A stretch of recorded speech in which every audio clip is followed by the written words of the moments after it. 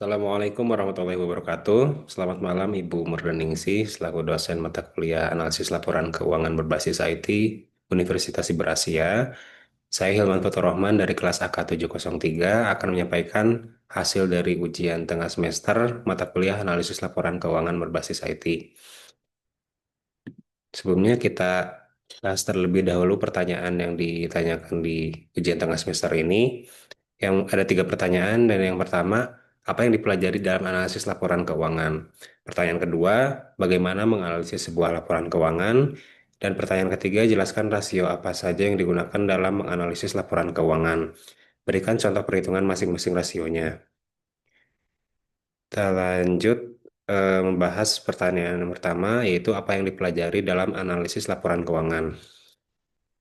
Jadi yang dipelajari dalam analisis laporan keuangan ini yaitu makna dari analisis laporan keuangan tersebut, yaitu aktivitas dalam mengidentifikasi, menilai, mengolah, hingga membandingkan informasi yang terdapat dalam sebuah laporan keuangan dengan tujuan untuk memahami kondisi, kinerja, serta prospek perusahaan. Lebih lanjut, untuk tujuan analisis laporan keuangan ini bisa kita lihat dari sisi manajemen, investor, maupun kreditur. Yang pertama, untuk analisis laporan keuangan ini bisa digunakan untuk menilai kinerja manajemen pada tahun berjalan. Tentunya ini dari sisi manajemennya. Kemudian yang kedua, mengetahui perubahan posisi keuangan perusahaan pada periode tertentu. Bisa di periode yang tahun berjalan ataupun periode lain yang akan dianalisis oleh manajemen. Kemudian yang ketiga, analisis laporan keuangan ini merupakan sumber informasi untuk mengambil keputusan strategis sebuah perusahaan.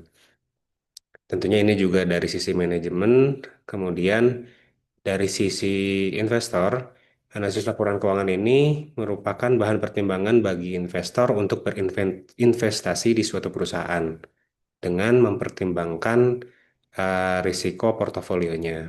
Kemudian tujuan selanjutnya bisa sebagai evaluasi kinerja perusahaan, baik dengan perusahaan lain ataupun kondisi perusahaan lintas periode akuntansi. Dan yang terakhir, dari sisi kreditur, analisis laporan keuangan ini bertujuan untuk memberikan informasi mengenai kesanggupan perusahaan dalam mengembalikan pinjaman serta bunganya. Baik, untuk pertanyaan yang kedua yaitu bagaimana menganalisis sebuah laporan keuangan. Secara umum kita bisa bagi menjadi 4 langkah, yaitu yang pertama kita periksa terlebih dahulu komponen utama dari laporan keuangan, yaitu ada neraca, kemudian laporan laba rugi dan laporan arus kas. Setelah kita memahami tiga komponen utama tadi, selanjutnya kita bandingkan laporan keuangan antar periode untuk melihat perkembangan, stabilitas, dan arah perusahaan. Untuk langkah kedua ini kita bisa gunakan dengan rasio vertikal, analisis vertikal maupun analisis horizontal maupun analisis yang lainnya. Kemudian langkah yang ketiga yaitu gunakan rasio keuangan untuk menilai likuiditas, profitabilitas, solvabilitas, serta efisiensi operasional.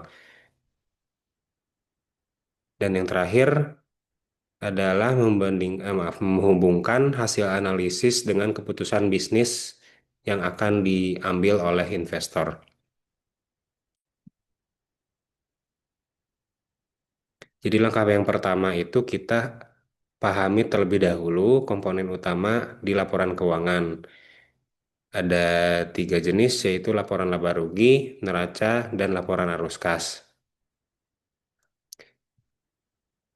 Kemudian untuk pertanyaan yang ketiga, jelaskan rasio apa saja yang digunakan dalam menganalisis laporan keuangan. Berikan contoh perhitungan masing-masing rasionya.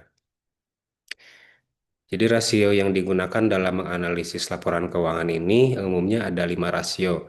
Yang pertama adalah rasio likuiditas atau rasio yang digunakan untuk menilai kemampuan perusahaan dalam memenuhi kewajiban jangka pendeknya. Kemudian rasio yang kedua adalah rasio solvabilitas, yaitu rasio yang digunakan untuk menilai kemampuan perusahaan dalam memenuhi kewajiban jangka panjangnya. Kemudian rasio yang ketiga adalah rasio profitabilitas atau rasio yang digunakan untuk menilai kemampuan perusahaan dalam menghasilkan keuntungan perusahaan. Kemudian rasio yang keempat adalah rasio aktivitas, yaitu rasio yang digunakan untuk menilai efisiensi suatu perusahaan dalam penggunaan asetnya. Dan yang terakhir adalah rasio pasar, yaitu rasio yang digunakan sebagai persepsi investor. Sesuai dengan langkah yang kita lakukan dalam menganalisis laporan keuangan, yang pertama kita pahami terlebih dahulu komponen dalam laporan keuangan itu sendiri. Ada neraca, ada laporan laba rugi, dan laporan arus kas. Kita cermati nominal yang ada di laporan keuangan. Contohnya di sini ditampilkan ada bagian neraca terdiri dari aset, kemudian ada liabilitas dan ekuitas. Nah, masing-masing nominal ini kita akan gunakan nantinya untuk memperhitungkan rasio keuangan perusahaan tersebut. Kemudian selanjutnya ini merupakan contoh laporan keuangan berupa laporan laba rugi. Di sini kita bisa melihat data penjualan neto, kemudian beban pokok penjualan, laba bruto, kemudian beban-beban perusahaan, kemudian laba usaha, kemudian laba sebelum beban pajak penghasilan, serta laba tahun berjalan atau laba bersih. Nah, dari data-data tersebut, kita bisa hitung selanjutnya menggunakan rasio keuangan yang telah dijelaskan sebelumnya. Yang pertama, kita akan hitung menggunakan rasio likuiditas atau rasio yang digunakan untuk menilai kemampuan perusahaan dalam memenuhi kewajiban jangka pendeknya.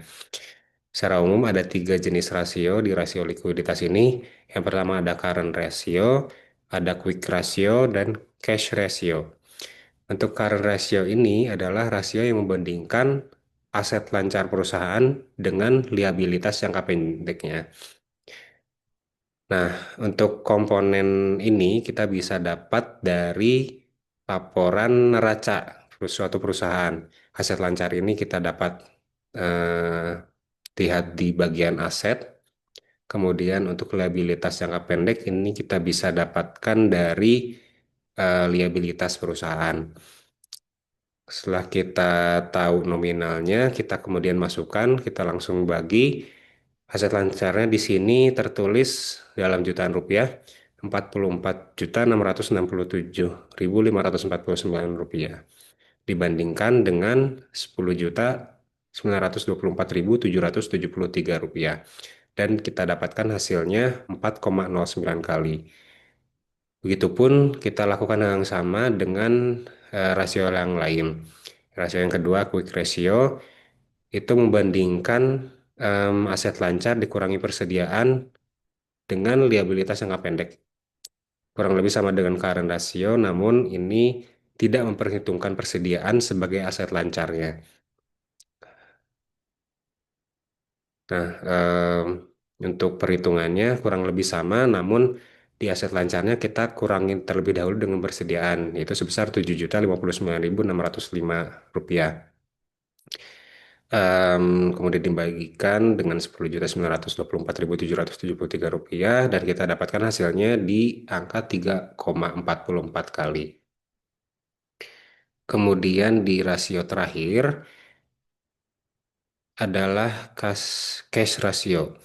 Cash ratio ini adalah rasio yang digunakan untuk membandingkan kas dan setara kas dengan liabilitas jangka pendek. Untuk ini kedua komponen ini pun sama kita dapatkan dari neraca. Untuk kas dan setara kas kita lihat dari aset dan liabilitas jangka pendek di bagian liabilitas. Kita dapatkan hasilnya untuk datanya. Untuk kas dan setara kas ada 25.292.640 rupiah dibagi dengan 10.924.773 rupiah. Dan kita dapatkan hasilnya 2,32 kali. Nah, dari rasio ini, dari perhitungan rasio ini, kita dapat interpretasikan hasilnya. Yang pertama, Untuk rasio likuiditas perusahaan ini terbilang sangat kuat. Mengapa? Karena current ratio sebesar 4,09 kali berarti perusahaan memiliki 4,09 rupiah aset lancar untuk menutupi setiap 1 rupiah utang jangka pendeknya. Dan interpretasi kedua yaitu likuiditas yang sangat tinggi dan risiko gagal bayar perusahaan jangka pendek sangat rendah. Tingginya rasio ini didorong oleh ketersediaan kas dan setara kas yang signifikan atau tinggi. Untuk rasio selanjutnya yaitu rasio solvabilitas, yaitu rasio yang digunakan untuk menilai kemampuan perusahaan dalam memenuhi kewajiban jangka panjangnya. Untuk rasio solvabilitas ini secara umum ada dua jenis rasio yaitu debt to asset ratio atau DAR dan debt to equity ratio atau DER. Untuk debt to asset ratio ini diperhitungkan dengan membandingkan total liabilitas dengan total aset perusahaan. Ini pun sama kita dapatkan nominalnya dari neraca perusahaan. Total liabilitas di bagian liabilitas dan total aset di bagian aset. Kita dapatkan hasilnya untuk liabilitas sebesar 58.997.20 rupiah dibagi dengan 126.905 rupiah. Dan kita dapatkan hasilnya 46,81% untuk DAR. Dan untuk DER perhitungannya dengan membandingkan total liabilitas dibandingkan dengan total ekuitas. Dan ini pun sama, kita dapatkan nominalnya dari neraca perusahaan. Kita ketahui untuk liabilitasnya sebesar 58.997.020 rupiah. Kita bandingkan dengan total ekuitas perusahaan sebesar 67.043.885 rupiah. Nah, kita bandingkan dan hasilnya adalah 87,99 rupiah. Maaf, 87,99%. Dari hasil analisis rasio ini kita bisa interpretasikan untuk DAR sebesar 46,81% menunjukkan perusahaan menggunakan pendanaan dari ekuitas atau milik pemegang saham dibandingkan dengan utang. Kemudian interpretasi kedua, DER di bawah 100%, dalam hal ini 87,99%, adalah indikasi yang permodalan sangat sehat, yang berarti aset perusahaan didanai lebih banyak oleh modal sendiri dibandingkan dengan hutang. Baik, untuk perhitungan sebelumnya, maaf, selanjutnya adalah rasio profitabilitas atau rasio yang digunakan untuk menilai kemampuan perusahaan dalam menghasilkan keuntungan. Secara umum, terdapat 5 jenis rasio di rasio profitabilitas ini, yaitu ada gross profit margin, operating profit margin, net profit margin, return on assets, dan return on equity. Untuk yang pertama, gross profit margin adalah rasio yang membandingkan laba bruto dibandingkan dengan penjualan neto. Nah, kedua komponen ini kita bisa dapatkan nominalnya dari laporan laba rugi perusahaan. Kita ketahui hasilnya untuk laba bruto ini berada di angka 26.893 rupiah 89 80 maaf 26.893.089 rupiah. Kita bandingkan dengan penjualan neto, total penjualan neto sebesar 72.599.188 rupiah, dan kita dapatkan hasilnya 37,04%. Kemudian untuk yang kedua yaitu operating profit margin adalah rasio yang membandingkan laba usaha atau laba bruto setelah dikurangi dengan biaya atau beban dibandingkan dengan penjualan neto, total penjualan neto. Kita ketahui untuk nominal laba usaha berada di angka 16.321.190 rupiah. Kita bandingkan dengan penjualan neto sebesar 72.597.188 rupiah. Dan kita dapatkan hasilnya sebesar 22%, 22,48%. Kemudian untuk yang ketiga adalah net profit margin, yaitu em, rasio yang kita hitung dengan membandingkan laba bersih dibandingkan dengan penjualan neto. Laba bersih ini merupakan laba usaha setelah dikurangi dengan beban lain termasuk beban pajak. Kita ketahui untuk laba bersih berada di angka 8.813 rupiah, 813.377 rupiah. Kita bandingkan dengan total penjualan neto sebesar 72.597.188 rupiah, yang mana hasilnya adalah 12,14%. Kemudian rasio yang keempat adalah return on assets atau rasio yang membandingkan laba bersih dengan total aset. Nah, untuk rasio ini kita dapatkan komponennya dari laporan laba rugi serta neraca. Laba bersih kita dapatkan dari laporan laba rugi, sedangkan total aset kita ketahui dari neraca perusahaan. Kita bandingkan untuk laba bersihnya sebesar 8.813 rupiah, 8.813.377 rupiah. Kita bandingkan dengan total aset sebesar 126.126.040.905 rupiah. Dan kita dapatkan hasilnya sebesar 6,99%. Dan untuk rasio profitabilitas yang terakhir yaitu return on equity, yaitu rasio yang membandingkan laba bersih dibandingkan dengan total ekuitas perusahaan. Ini pun sama, untuk laba bersih kita dapatkan dari laporan laba rugi, sedangkan total ekuitas kita dapatkan dari neraca perusahaan. Kita ketahui untuk laba bersih sebesar 8.813.377 rupiah. Kita bandingkan dengan total ekuitas perusahaan sebesar 67.043.885 rupiah, dan kita dapatkan hasilnya sebesar 13,15%. Dari keseluruhan analisis rasio tadi, rasio profitabilitas tadi, kita interpretasikan untuk yang pertama GPM atau Gross Profit Margin dan OPM atau Operating Profit Margin menunjukkan angka yang tinggi, yang berarti perusahaan memiliki efisiensi operasional dan efisiensi operasional dan biaya yang baik. Kemudian interpretasi yang kedua adalah NPM atau Net Profit Margin perusahaan sebesar 12,14% tergolong tinggi. Hal ini didorong oleh pertumbuhan laba yang signifikan dan kemungkinan disebabkan oleh adanya penurunan drastis beban keuangan pada tahun sebelumnya, sehingga bisa menaikkan NPM tadi. Kemudian yang ketiga, ROA atau Return on Asset dan ROE atau Return on Equity berada di atas 5% dan 10%. Ini mengindikasikan bahwa perusahaan efisien dalam menghasilkan laba dari aset yang dimiliki, yang ditunjukkan dengan ROA, dan laba dari modal yang diinvestasikan, yang ditunjukkan dengan ROE. Kemudian rasio yang keempat adalah rasio aktivitas.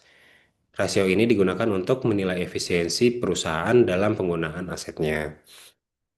Secara umum ada tiga jenis rasio aktivitas. Yang pertama inventory turnover, yang kedua account receivable turnover, dan yang ketiga total asset turnover. Untuk inventory turnover, kita bandingkan HPP atau harga pokok penjualan yang kita ketahui dari laporan laba rugi, kita bandingkan dengan persediaan atau inventory yang kita ketahui dari neraca di bagian aset.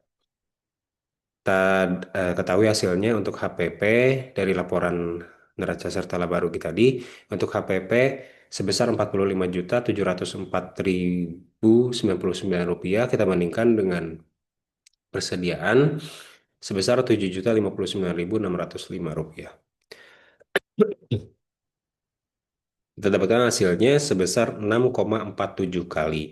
Kemudian rasio yang kedua, account receivable turnover, kita bandingkan penjualan neto yang kita ketahui dari laporan laba rugi, kita bandingkan dengan piutang yang kita dapatkan dari neraca perusahaan di bagian aset. Untuk penjualan neto sebesar Rp72.567.188 kita bandingkan dengan piutang sebesar Rp8.411.723 dan kita dapatkan hasilnya 8,63 kali. Dan yang terakhir adalah total asset turnover. Dengan membandingkan penjualan neto yang kita dapatkan dari laporan laba rugi dibandingkan dengan total aset yang kita dapatkan dari neraca perusahaan. Penjualan neto sebesar 72.567.188 kita bandingkan dengan total aset sebesar 126.040.905 rupiah dan kita dapatkan hasilnya 0,58 kali. Dari ketiga analisis rasio ini kita interpretasikan yang pertama inventory turnover berada di kisaran 6,4 kali. Hal ini menunjukkan bahwa manajemen perusahaan di bagian persediaan sangat efisien.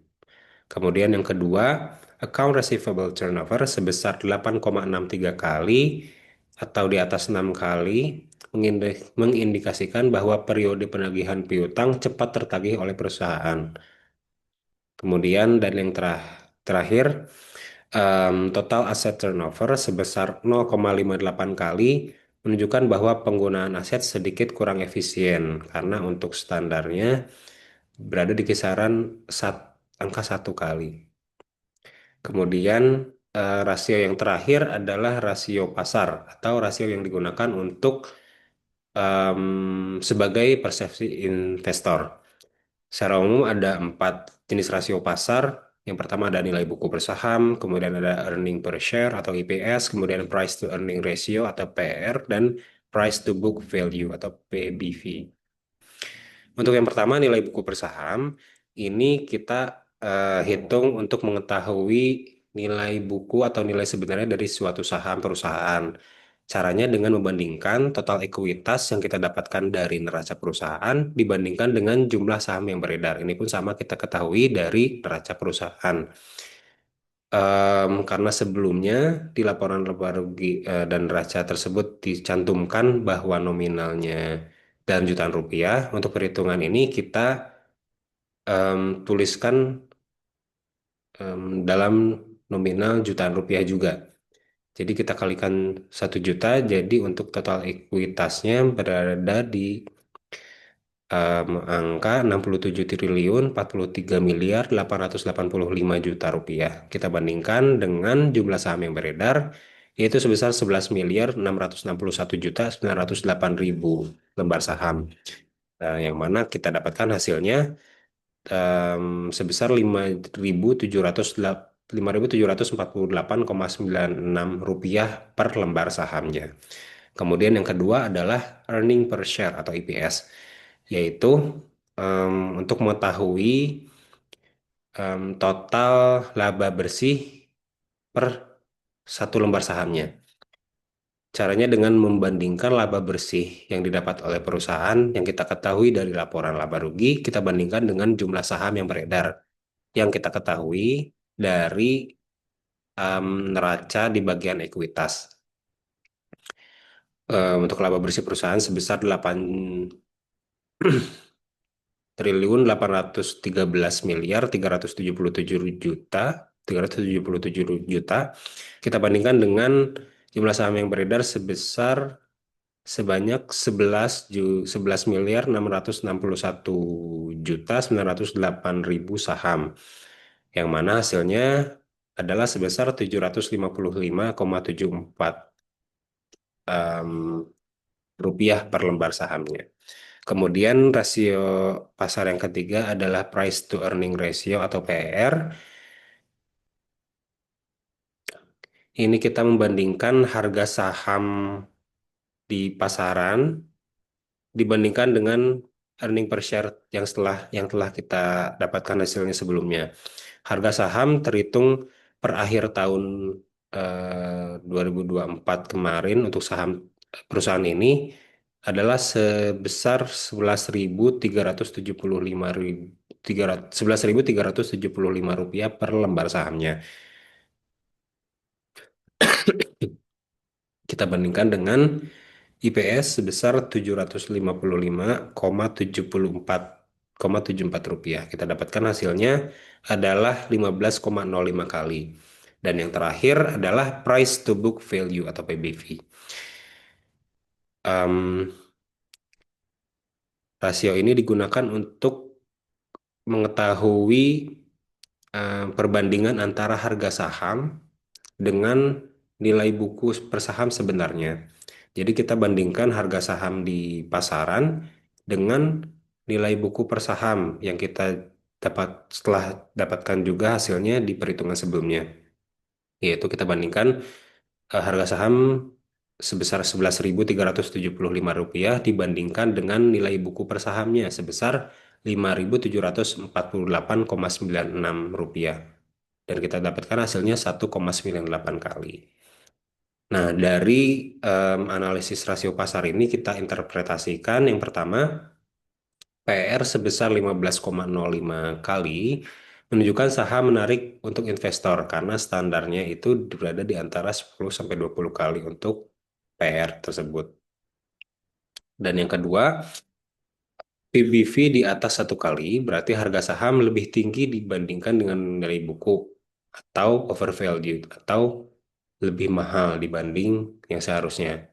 Namun, di sisi lain, hal ini dapat diartikan juga atau mengindikasikan adanya prospek pertumbuhan bisnis yang kuat sehingga pasar bersedia membayar lebih.